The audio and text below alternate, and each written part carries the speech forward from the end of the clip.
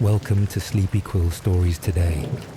We're going to journey into a world of soft fog, ocean whispers, and quiet wonder. Let your thoughts slow down, find a cozy space, and enjoy tonight's gentle bedtime tale, The Coastal Library. Close your eyes and let the story begin. The fog rolled in before the morning did, soft and silver, winding through the cracks in the cliffs and resting gently on the narrow path that led to the sea. It wasn't cold, not exactly, but it wasn't warm either. The kind of air that reminded one to move slowly, breathe fully, and let the world settle around them without needing to rush through it. Overhead, seagulls called out now and then, their voices distant, softened by the mist, as if even the sky wanted to speak more gently today. The path curled like ribbon across the cliffs, damp with yesterday's rain. Moss grew thick on either side, and every stone seemed to remember the footsteps of those who had walked here before. Somewhere below, hidden by layers of air and time, the ocean murmured its old patient lullaby.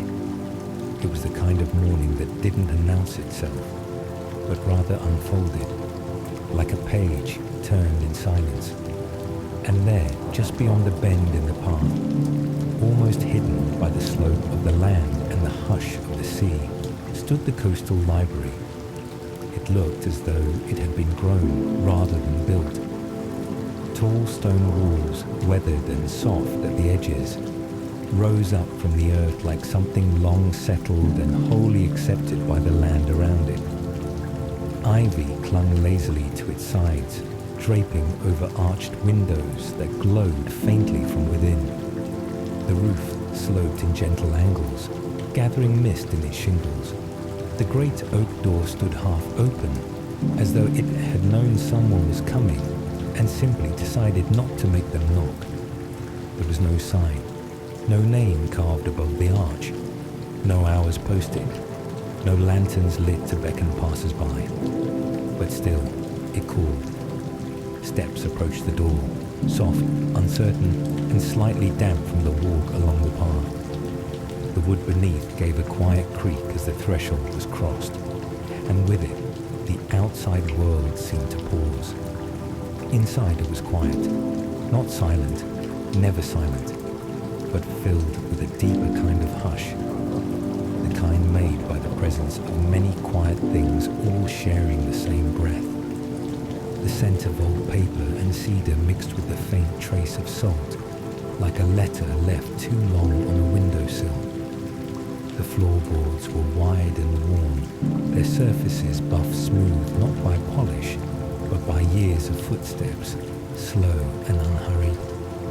The room opened wide, ceilings arched high above like the inside of a seashell, with wooden beams crossing overhead, their grain darkened by time.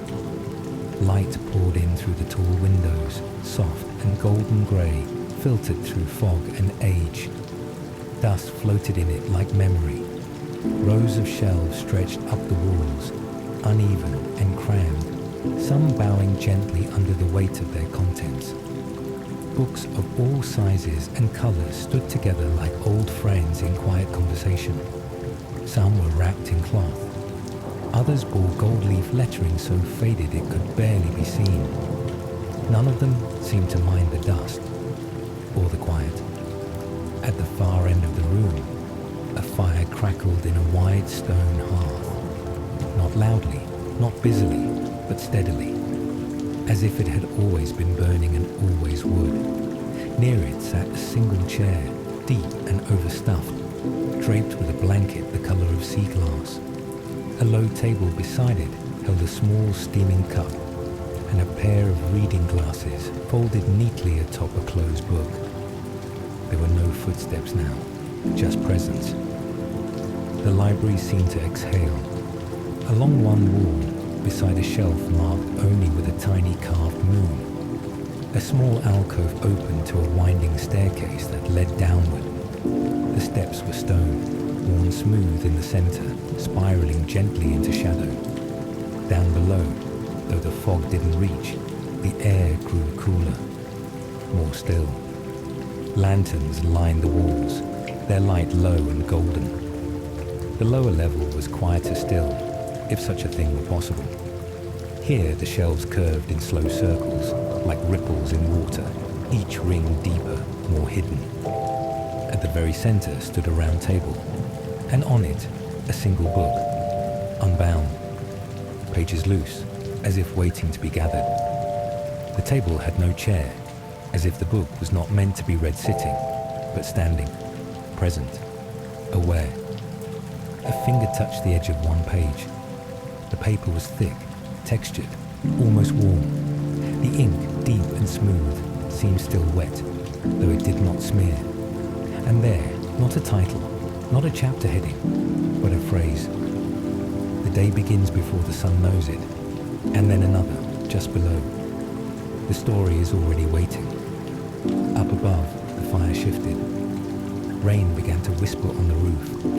A soft, endless tapping, like fingers on glass, with a patient turning of 1,000 unseen pages. The coastal library held its breath.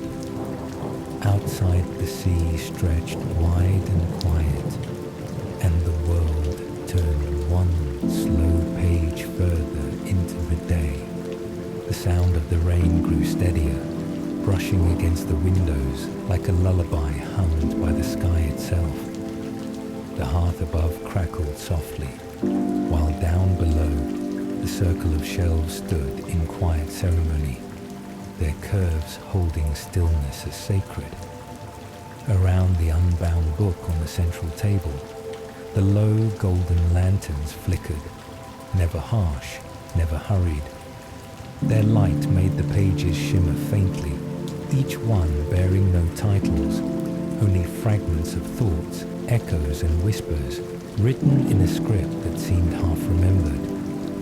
The air carried warmth, but it wasn't the kind that wrapped you in fire. It was the warmth of familiarity, the feeling of stepping into a place you didn't know you missed until you returned. A library not filled with knowledge, but with knowing. One of the shelves, the one nearest the east wall, curved a little closer than the rest. It held books wrapped in pale linen, their spines embroidered rather than printed, as if the stories inside were stitched in dreams. When fingers brushed one of these books, it did not resist. It leaned gently into the touch, opened itself willingly.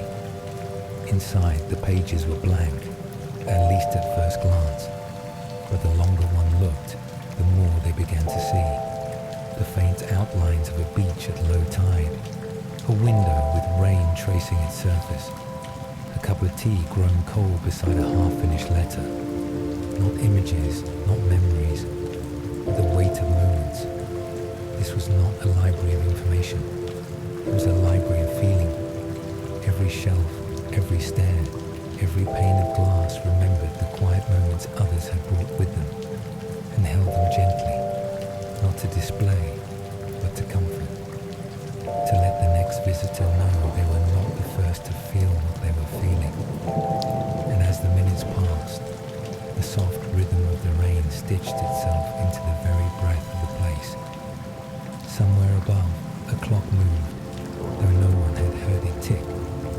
Another book caught attention, this one smaller, bound in a soft grey cover like storm clouds near the horizon. It opened not to a scene, but to a sound. The hush of a warm coat being removed, the creak of a wooden chair settling under weight, the sigh that comes when the world has asked nothing of you for hours. And then, a line written in the center of the page. Some stories don't begin, they continue. The light from the lantern swayed slightly, as though nodding in agreement. Footsteps upstairs, soft, slow, moved near the fireplace. The scent of the sea had grown stronger, blended with firewood and lavender. Outside, the wind picked up just enough to make the windows murmur. Down below, nothing rushed. The shelves simply waited, No names needed calling, no answers needed finding. Only the calm realization that within these walls, even time forgot to hurry, and the stories, those quiet, ever-waiting stories, breathed softly, knowing they were being felt, not just read. Rain continued its patient rhythm. The fire kept its steady glow.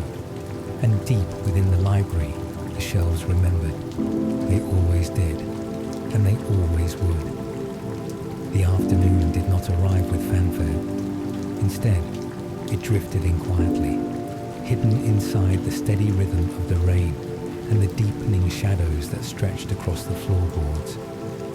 Outside, the sea had begun to stir, a slow, gentle restlessness, as if turning in its sleep. The mist that had once hidden the waves now clung to the window panes like breath on glass, and behind it, the ocean's presence was felt more than seen. Upstairs, the tall, arched windows blinked slowly with the shifting light.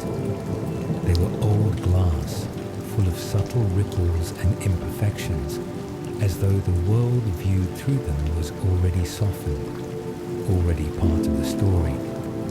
A window near the far end of the main room, half shielded by a velvet curtain, looked out over the cliffs. Beneath it, a long cushioned bench rested, draped in a wool blanket the colour of rain clouds.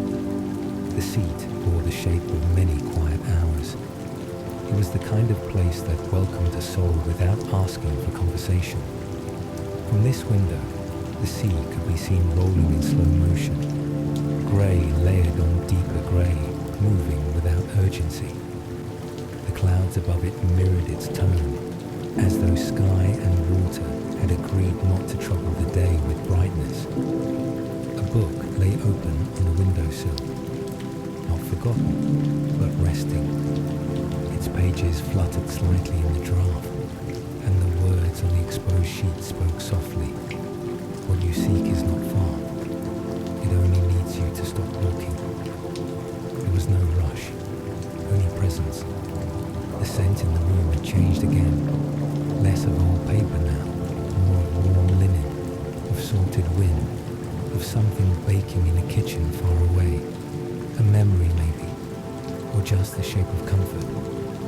Below, the fire offered up its hush. Above, the clock refused to tick, and still the rain fell, tapping its gentle lullaby against the windows, telling the sea that it too was part of this slow, unfolding piece. On one of the shelves beside the window, a small volume leaned forward. It bore no title. The cover was worn smooth, the edges feathered from use.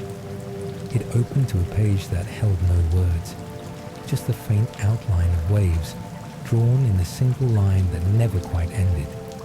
Here, the library didn't just contain books, it became one. A book of rain, of stillness, of reflection. And as the light dimmed further into late afternoon, the coastal library breathed in time and breathed out rest. The windows to the sea stayed open, and the story continued, gently, as always.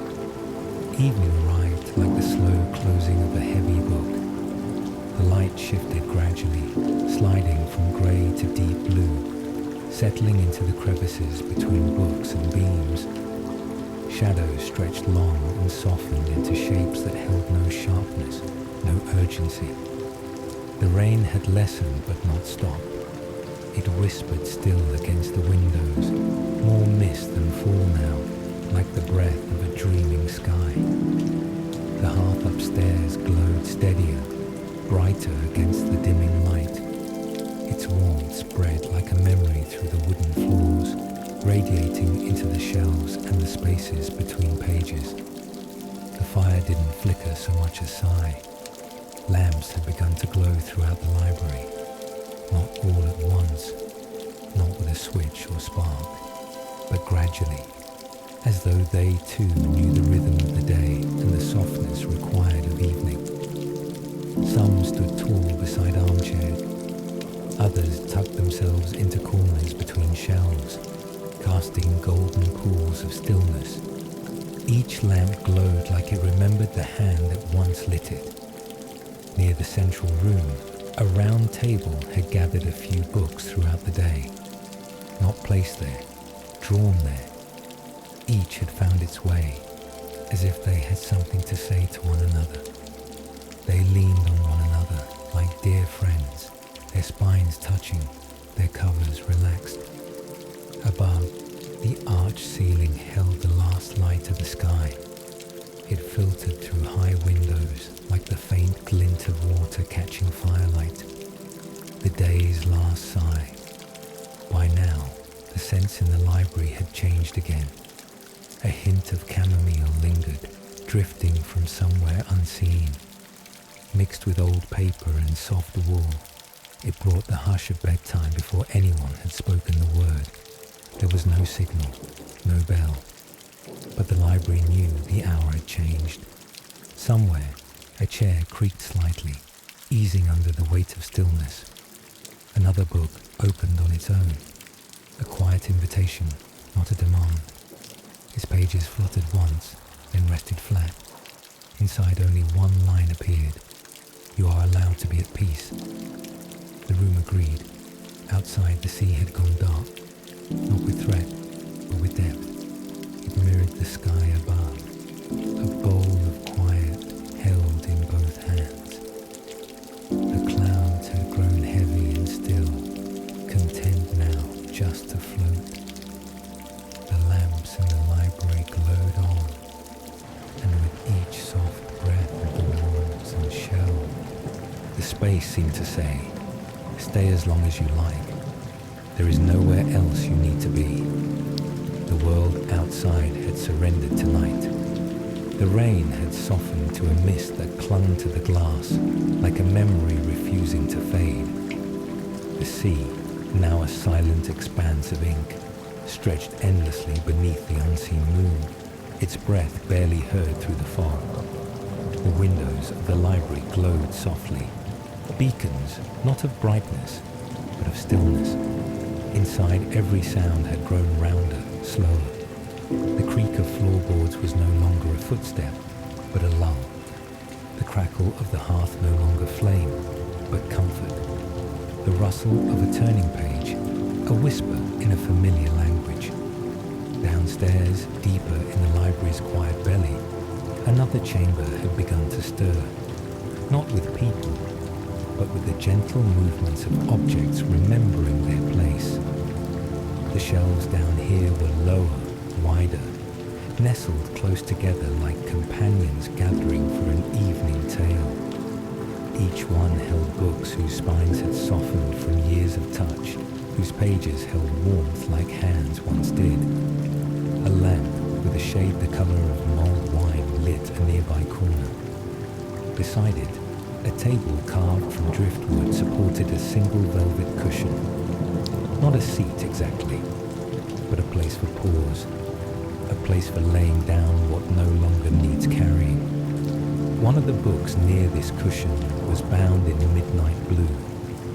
It didn't glow, yet it caught the eye. Its surface shimmered faintly, as if dusted with sleep. When opened, it revealed pages dark as slate, and across them, faint lettering that shimmered like stars. Night is not the end of the day, but the hush between thoughts. The air in the chamber agreed.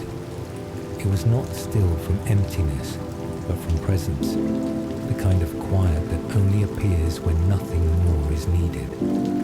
Upstairs, a breeze brushed the eaves, soft as breath on the back of a hand. The lamp swayed slightly, casting slow-moving shadows that leaned like dancers in rest.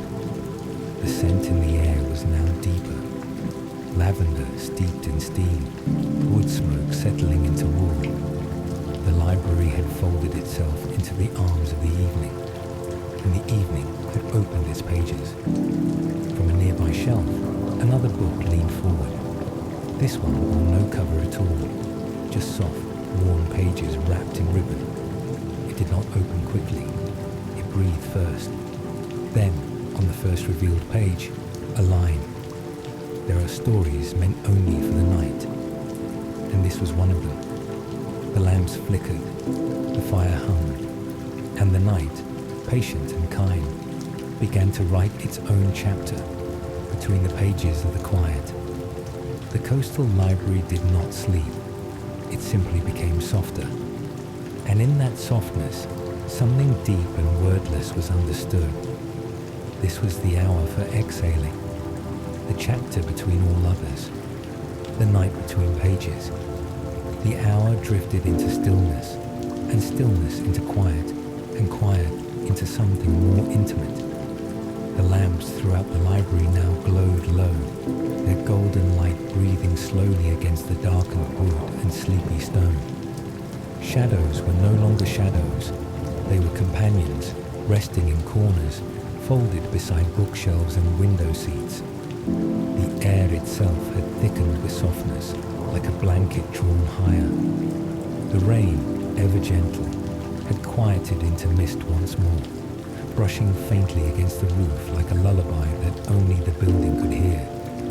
The ocean, lost behind a curtain of fog, sang in long, low hums. Nothing sharp, nothing loud, just the slow exhale of a world at peace. Somewhere on the main floor, a candle had been lit, not because it was needed, but because it felt right. Its flame flickered like a heartbeat, present, but not asking to be noticed. Beside it sat an open book with thick cream-colored pages. It didn't tell a story in words, but in textures. Faint sketches of waves, soft brushstrokes of moonlight on wood, the curve of a teacup left warm beside a sleeping cat. It didn't need to say anything aloud. The light said it for it. There was a small alcove near the back of the library, past the last visible shelf, and just before a velvet curtain that led to nowhere in particular. It held no desk, no fireplace, just a low bench, an old lamp, and a book that never left its place. This book was opened only at night. Its cover was dusky green and bore the mark of a leaf pressed between pages long ago. The spine cracked quietly as it opened, not from wear, but from patience, and written softly at the top of the first page, in letters no bigger than a breath. Now begins the part of the day that belongs to no one else. No one turned the pages, not right away. The library didn't ask for action, only presence, only stillness, and in that presence, things stirred. The smell of salt and cedar, the touch of old velvet, the sound of breath through nostrils barely parted, a cup set gently on stone, the way a book's cover sighs when closed, the things you only notice when everything else is quiet. Downstairs, the lower level glowed faintly, not from lamps, but from memory. The shelves held their stories close now. Not to hide them, but to keep them warm. A book whispered as it shifted. Another one leaned back. Somewhere, a line of poetry curled itself tighter, nesting between punctuation. And all around, the light held the library gently, as one might cradle a thought not ready to say aloud. This was the language of low light. The library spoke it fluently. And as the hour deepened, the story did not end. It deepened too. The hour grew slower, stretched thinner, and began to dissolve gently into the space just before sleep. The library did not resist it. It yielded in the way old homes do, accepting the hush, absorbing it, letting the night press softly against its walls. The wind outside was now little more than breath through trees and stone. The sea was quieter still, its distant pulse steady, hidden behind the thick veil of fog that had stayed like a guest too comforted to leave. Inside, the lamps dimmed further, not extinguished, but softened until they seemed to float in their own glow. The warmth from the fire had spread like calm through the floorboards, all the way down to the deepest shelves where the oldest books lay. In the far end of the chair faced a blank wall, but it was not truly blank. The wall, when looked at long enough, began to show the faintest movements, ripples of shadow, suggestions of dreams not yet dreamed, the kind of shapes you see behind your eyelids just before sleep, when the mind has left the day behind but hasn't yet entered the next. The chair was made of driftwood, padded with warm velvet, and it didn't ask for use. It only welcomed it. Anyone who sat there didn't need to read. They didn't need to think. They only needed to be. Nearby, on a stand carved from the branch of an olive tree, rested a thin volume bound in pale gold. Its cover shimmered with a light too soft to describe. The book did not open quickly. It yielded slowly, as though stretching from a long rest. The first page read, "Here is where the waking world lets go." And so it did. The sounds in the library softened further. The hush deepened. The breathing of the walls and shelves became a lullaby. From somewhere far above, a bell chimed once, soft, low, as if acknowledging the passage into another kind of quiet. Books did not close. They leaned. Stories did not end. They curled in on themselves, resting for tomorrow. And the library, full of softness and shadow, became less a place and more a pause. A gentle inhale held in trust. This was the hour when dreams settled, when they found their shelves, when they folded themselves between the pages of night, and the coastal library, ancient and kind, let them rest there, safe, unhurried, still. Night held firm now, thick and velvet, wrapped around the library like a soft shawl drawn higher against the core.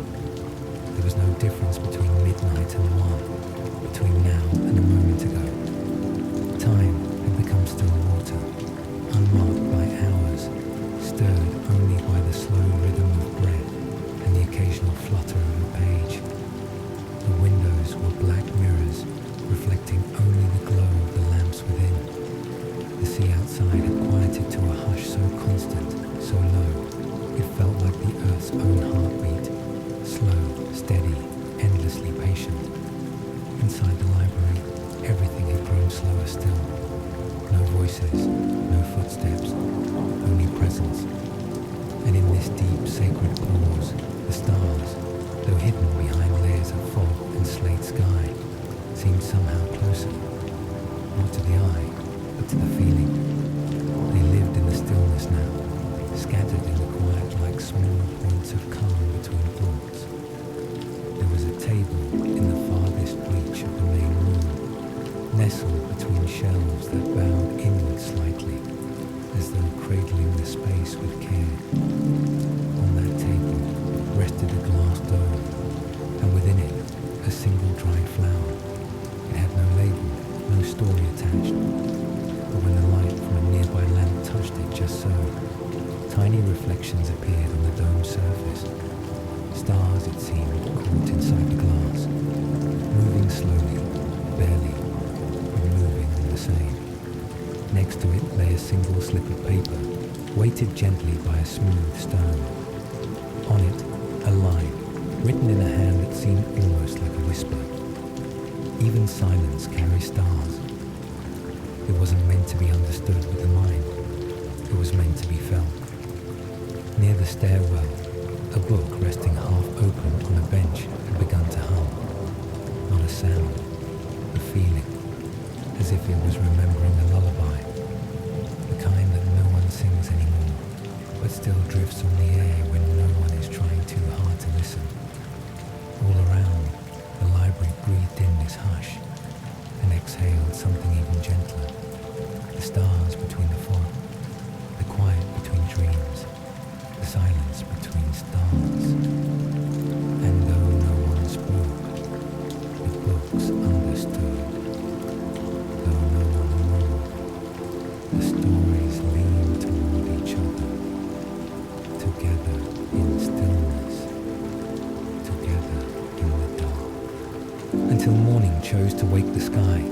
The coastal library would hold the silence gently, and somewhere in that silence the stars turned slowly, patient, bright, and never alone.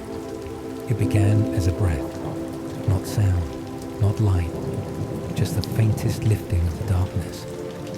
The library didn't stir, not right away. It held to the hush like a child holding on to the last warmth of a dream. But outside, somewhere beyond the cliffs, the sky had begun to shift. The deep indigo of the long night had softened to charcoal, and then, barely gently, to a hint of ash-pale blue. Inside, the lamps glowed on, though their light now mingled with something new. A softness behind the windows, a promise not yet spoken. One pane in the upper reading room began to change. It fogged first, then cleared as the warmth inside met the cooling outside. Through it, the faintest gold touched the corner of a cloud. Just a breath of day. No bells rang, no voices called out. But the library noticed. Books remained closed, their covers warmed by the overnight hush. A few pages stirred faintly in the draft, like they were stretching, not from sleep, but from deep, patient listening. The fire had become low embers, its glow less eager, more intimate. One book near the front door opened slowly. A single line appeared in the center of the first page. Light always returns through the smallest cracks. A small table by the western window, where a rain-spotted vase held a dried sprig of rosemary, caught the new light first. The golden beams slid across it, casting long, soft shadows that reached toward the center of the room, like fingers remembering touch. It was not morning yet, not fully, but it was no longer night. The world outside began to breathe in color, soft, muted tones, slate and blush, lavender and pearl. The sea returned slowly to view, waves gentle and glassy beneath a sky, still deciding whether to reveal the sun. And the library, steady as always, did not chase the light. It welcomed it. The hush remained, but the quiet was lighter now, as though the walls themselves had begun to exhale. Shelves that had leaned inward during the night seemed to open slightly. The books didn't speak, but they glowed, each in their own way, rested, ready. This was the hour between rest and waking, the breath before the story begins again. And through the fog, through the silence, through the dim golden thread of morning's first stitch, the coastal library remained still, listening, holding, waiting gently for the sun to arrive. It came not in a burst, but as a steady unfolding, pale golden warmth spilling gently through the windows, brushing the worn floorboards, gliding across the curves of the shelves, and settling into the corners like a soft return. Outside, the mist began to lift, slowly revealing the outline of the sea, tranquil now, like it had exhaled fully in the night and found peace at last. The fire, reduced to embers, no longer needed to hold the room alone. The daylight, quiet and kind, now shared its warmth. Lamps dimmed themselves gracefully, their work complete. Their glow folded gently back into the day. On the tables, books that had remained still all night began to stir, not with urgency, but with purpose. Covers creaked softly, pages curled toward the new light. The air held a scent of lavender mingled with salt, and something like early bread, a memory of comfort baked into morning. The library had changed, subtly, not in its form, but in its breath. It was waking. One book lay open near the staircase, its page turned by a breeze no one had felt. On it, only this. Each morning is a story still being written. Chairs eased into shape again. Cushions reshaped themselves beneath invisible weight. windows above, touched by morning gold, seemed to hum with quiet approval. The window seat by the eastern alcove caught the best of it, the low sun stretching its fingers across the old velvet cushion, inviting stillness to remain even in wakefulness. One small volume sat there alone, spine sun-warmed, unopened, yet content. Outside, the waves lapped gently at the shore, no longer hidden, but no less mysterious. The sea, always watching, seemed to nod its silver head to the new day, and the library, filled with all that had been felt, all that had been held, all that had rested in the dark, now held morning just as gently. Not a beginning, not an ending, just the next line in a quiet, endless story, one that asked only for presence. And so, as the first footsteps, real or imagined, brushed across the floor, and as the light poured through the tall windows like honey through lace, the coastal library offered no words. It simply opened another page, and the story went on, softly, brightly, together.